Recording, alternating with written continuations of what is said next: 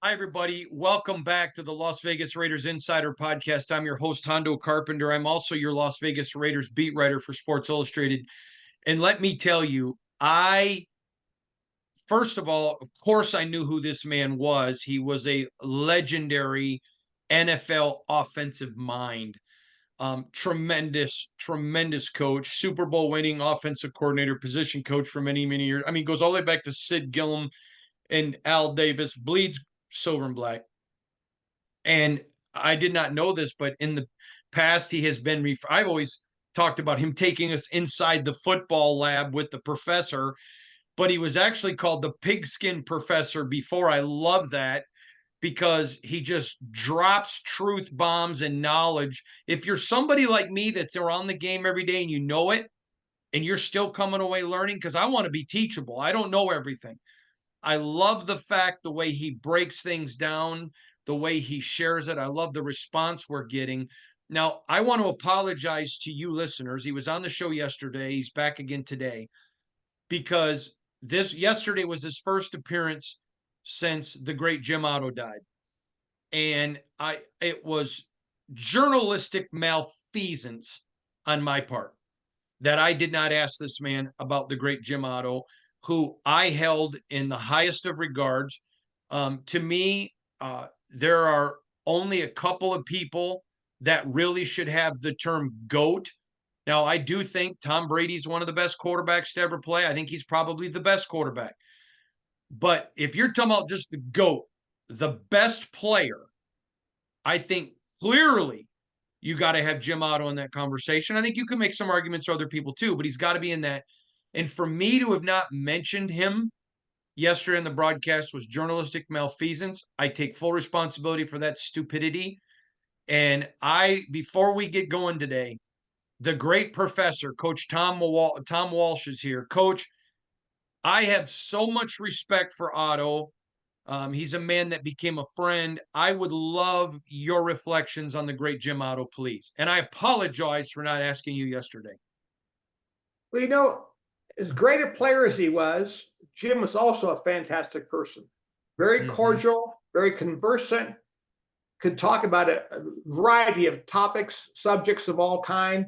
Uh, you know, very humble also. I mean, everyone knew of his talent, of his skill. Uh, Everyone knew who Double O was. There was no doubt about that. And he was a mainstay in that Raider program on the field for decades. Undergone, I think, during and post playing career, like 74 surgeries. That's, I mean, unbelievable. But he never let that be a factor. Always positive, always upbeat. Had great conversations about technique and pointers that he'd say, okay, have them think about doing this at center, have them think about doing that at center. And, for years, the Raiders had three centers for like 4 decades. You had Otto, you had the great Dave Dalby, and you had Don Mosbar. I mean, you could not find any team in the league that would have 3 centers as great as those 3 guys were. And Otto was the lead dog. He was the pacemaker. He set the bar, so to speak, for everybody. Just like you had Gene Upshaw at left guard, you had Art Shell at left tackle. You look at those guys from left tackle, left guard, and center. My goodness, I mean, they are all 3 in the Hall of Fame, and these deservedly so. The ironic thing about today's game, as opposed to back then, there's no way Al could find a way to keep all 3 on the roster today with a salary cap. See, that's the other thing. You're not going to have that kind of lineage in your offense or defense anymore because the salary cap precludes you from being able to accumulate that kind of talent. But that all fits with the NFL's concept about parity. And they want every team to be, 10-7, 9-8, keep the fans in the hunt. Everyone's in the wild card and the playoff factor and all that. But you no longer have the dynasty where you have these players playing together for 10, 12, 13, 14 years. Back in the 80s, when we were winning the Super Bowl and stuff, both against the Eagles and the Redskins, hell, we had, I think, 14 players who ended up being in the Hall of Fame on the same roster. And then you got a coach and an owner, two coaches and an owner also in the Hall of Fame. So, I mean, where do you see that today? It's not going to happen. I got to tell you, I'm sorry. Last week, longtime NFL writer Andy Hodges was on the program, and he told a great Al Davis story that I thought would make you laugh. When I heard it, I instantly thought of you. He was asking me about, we were talking about parity in the NFL and how that's what Roger Goodell wanted, and Paul Tagliabue really before him. And he goes, Al Davis once told him, he goes, I'm all for parity if the Raiders are at the top. Exactly. That's what it's all about. You know, it's just. Fine. So we're going inside the lab with the Pigskin professor, the great coach Tom Walsh. And by the way, happy Memorial Day weekend to all of you. Thank you to those of you whose family has made the ultimate sacrifice in giving a family member to our nation. Coach, we're going to talk today about red zone offense. There's so many different theories. There are so many teams that just are terrible at it. Then there are teams that are fantastic at it. And what's funny is when you look at it, you would think that they're all different. But even though they all have different ways of attacking the red zone, they're all similar in mindset in the red zone. So if you would take the fans inside the classroom with the Pigskin Professor Football 101 for a football buffet of knowledge from you, Coach, explain the red zone mentality, attacking in the red zone, all of it. Please, just we're ready to eat. You serve the food. Oh, Hondo. The thing about it, Hondo, is okay. Let's break it down a little bit first. Let's talk about there are two red zones. There's the high red zone, which goes from like the 25-yard line down to about the 12-yard line. And then there's the low red zone that takes it from the 11 down to like the 3 or 2-yard. And nowadays goes all the way to the goal line. Used to be when you got down to about the 3-yard line, you go to 23 personnel, put in 3 tight ends, 2 backs, and you're going to, you had a goal line package that was from the 3-yard line on in. The difference being nowadays with the multitude of receiver formations, you see teams with 3 wideouts, 4 wideouts. Some teams end up with a movement and go to empty set, and you're down there. And the one aspect that I think that is the most forgotten in red zone offense today is teams forget about running the football. And you see teams, and part of it goes back to the offensive coordinators and the quarterbacks. You run the football. The old saying used to be, it doesn't take an offensive genius to call a run. But see, the guys who want to become the geniuses are always trying to find a way to throw the ball, design the next new great pattern and all that, so that the stats and the quarterbacks got, 37, 45, 52 touchdown passes. The bottom line, though, is you want to, how many times are you scoring and your proficiency, and the most neglected aspect of that is the run game. So we also had run packages that went to the high red zone, and then we had a run package that went with the low red zone. And you would go through your whole game plan, and sometimes you had run plays that were in the red zone that you didn't run out in the field of play. Because teams are starting to get more coverage conscious as the field shrinks. Think about this. As the field is reduced vertically, your DBs are not as threatened for the long ball. You turn around, they got the goalposts behind them. They got the inline behind them. So now they can play tighter coverage. Even in zone, they can squat a little bit more, because if you run by them, where are you going to go? The field's not that far. And nowadays, everyone plays the back pylon. I mean, give me a break. There's 1,000 things I can do that are away from the back pylon. And then there's a philosophy about how to throw and work the pylon, as opposed to, what a lot of teams are now doing. It's not the most disheartening part now is that everyone just throws a jump ball. We're going to throw the fade. We're going to throw the fade stop. That's not football. That you can see that at the park playing mud bowl on Thanksgiving Day. They do the same thing. But the one thing now that is important, and for us in this organization, you take the vertical concept, but as you get into the red zone, people say, well, no, you can't go deep anymore. Your speed no longer is a factor. Wrong. To the contrary, we take the vertical aspect of it and just say what the field's going to tilt. So now that speed that we no longer can use vertically because there's not enough grass, we're out of the end zone. We now take it across the field. We are going to use our speed horizontally rather than just vertically when we get into the red zone and into the low red zone. We're going to run crossing routes. We're going to run deep opposite patterns. We're going to run juke routes. We're going to run return routes. We're going to run all that other kind of stuff. We're not going to just sit there and throw to the back pylon. We're going to take our speed and still utilize the speed going east and west as opposed to north and south. And we're going to beat you that way.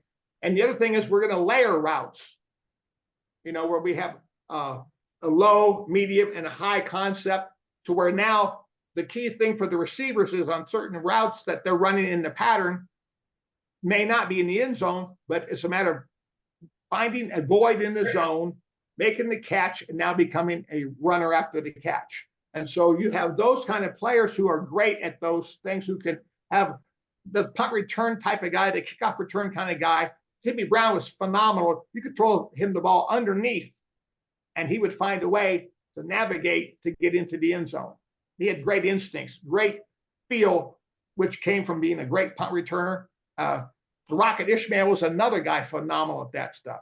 Those guys have a gift. And so you feature them on certain routes down there because of what they can do after the catch. Other guys, you want to throw them the ball in the end zone. And they're 6'3", 6'4". You got James Lofton, guys like Mervin Fernandez, who could do that. And the other thing is, in the red zone packages, the field's reduced and the coverage packs. Nowadays, you'll see teams drop 8, and they'll have 5 guys along the goal line and 3 guys behind it, a 3-man rusher. They'll go 4 rushing, and they'll still play, 3 across the goal line or 4 across the goal line and coverage behind it. Or they'll play the Tampa 2 thing where they pack the middle of the field with the Mike backer.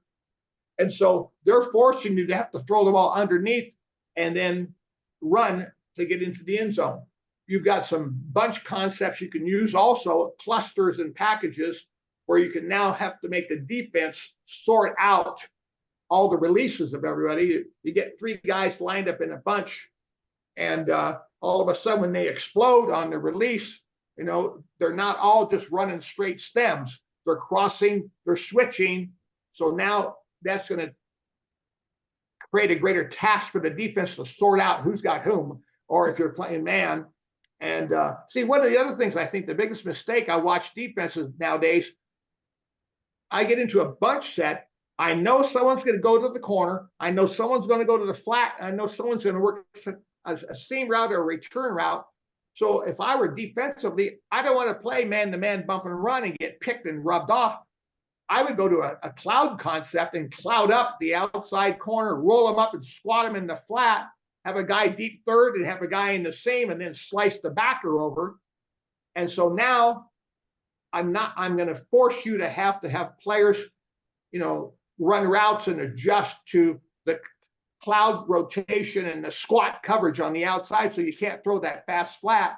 And then I'm taking away the corner, I'm taking away the seam, and I'm going to make you work harder. I'm going to slice a linebacker over, make a push call, and get him underneath. So you've got to have a greater.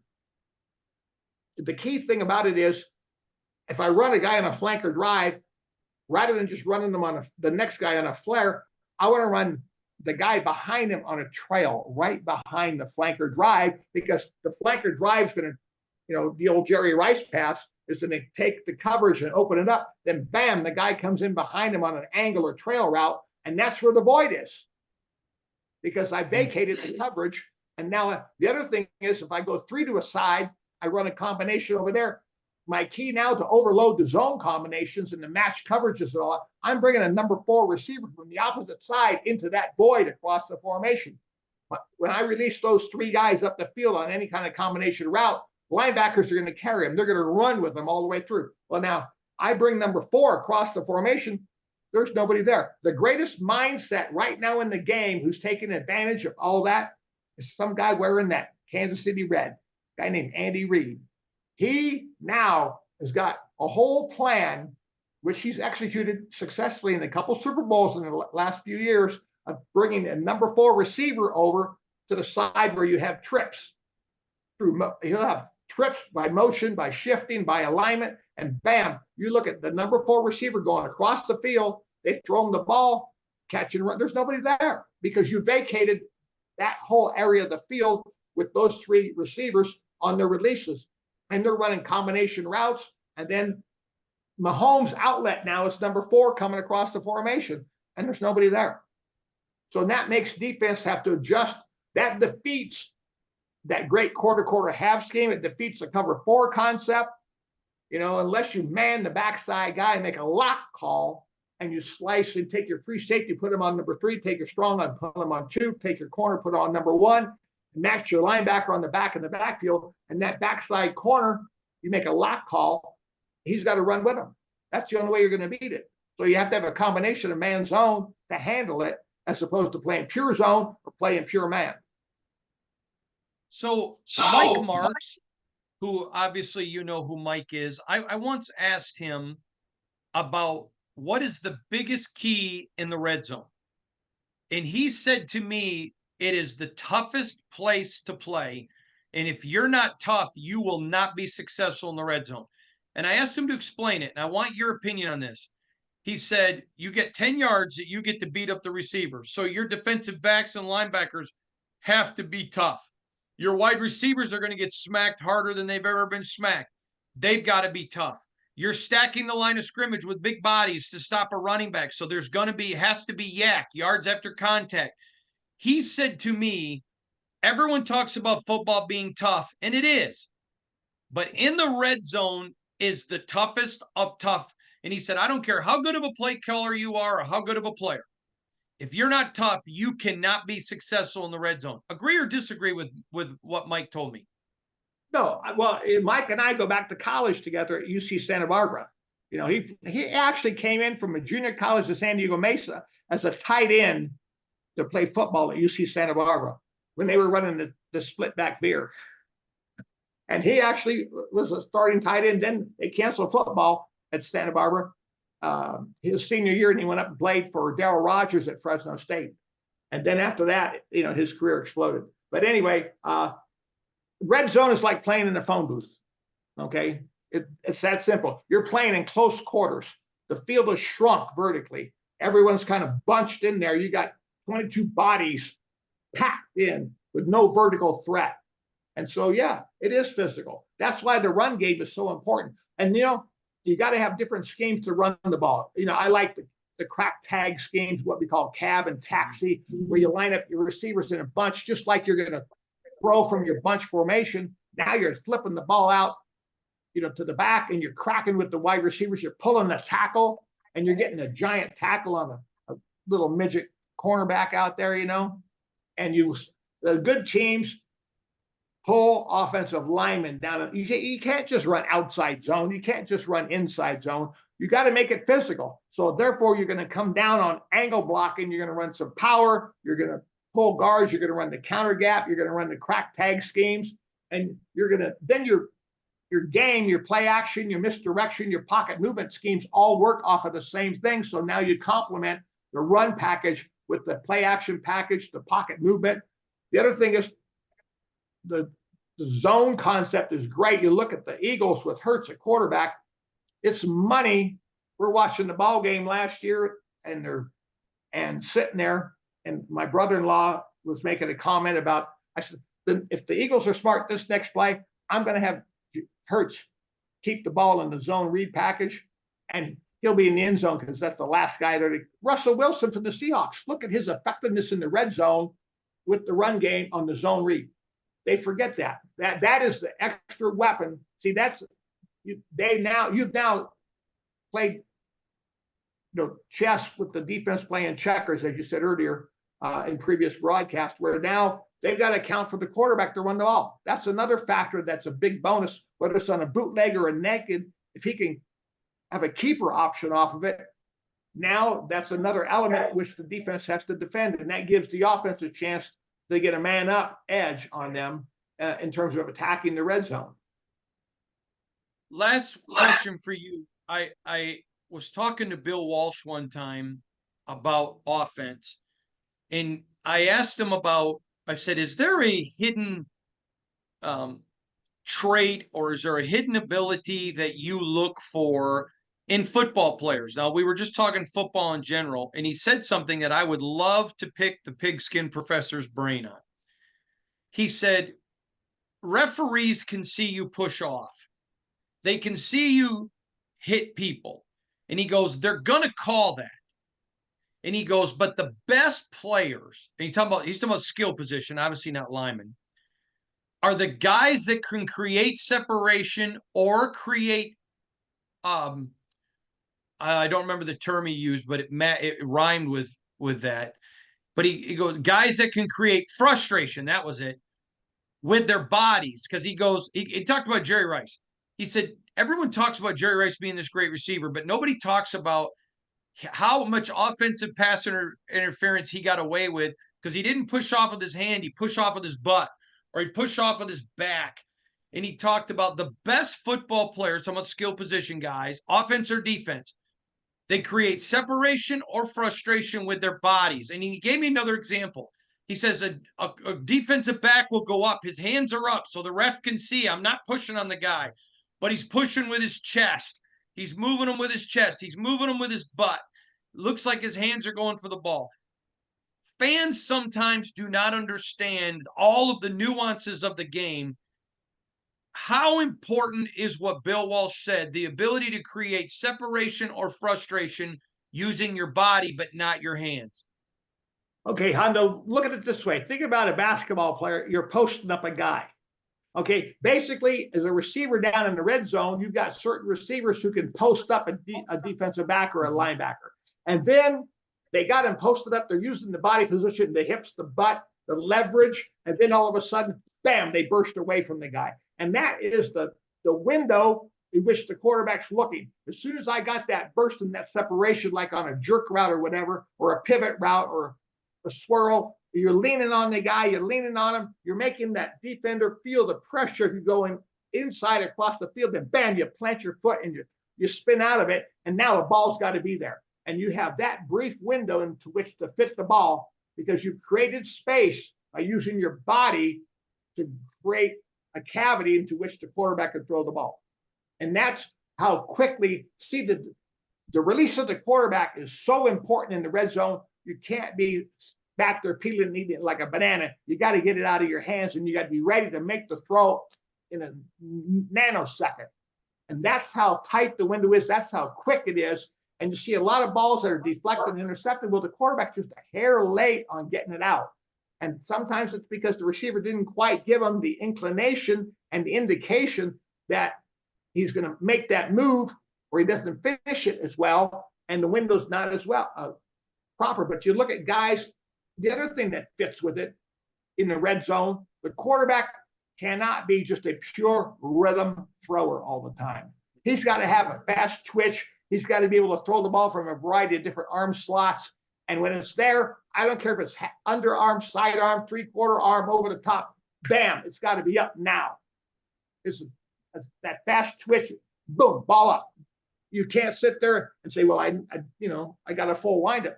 You just got to, bam, you got to flick it. You got to just get it out of your hands now. And that's what it amounts to. You got to have the timing is so critical because it's instantaneous. And you got to be able to get it there. Yeah, Bill Walsh, I tell you, he loved Bill Russell. He told me, he goes, he would have been a Hall of Fame tight end.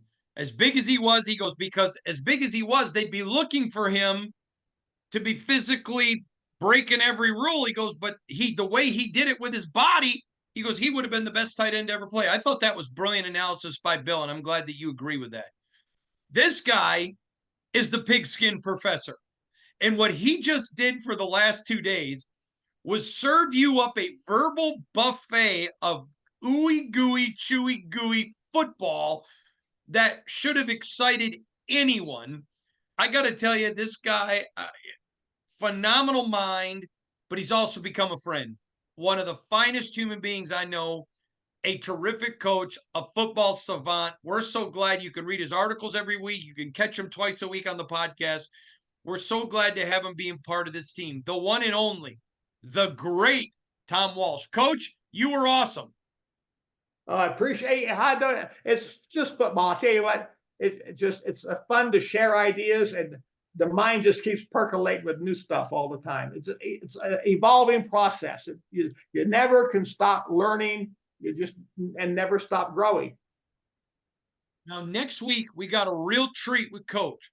You're going to hear about what he's doing now, which is still involved in football, still trying to impact and change the game. We're going to talk offensive line next week, which one whole podcast. Y'all know I'm going to be happy because I love talking about the big uglies. And we got a couple other treats next week with Coach. Of course, he's the Pigskin Professor, Football 101, the great Coach Tom Walsh. Thanks, Coach. Thank you, Hondo. Have a good day.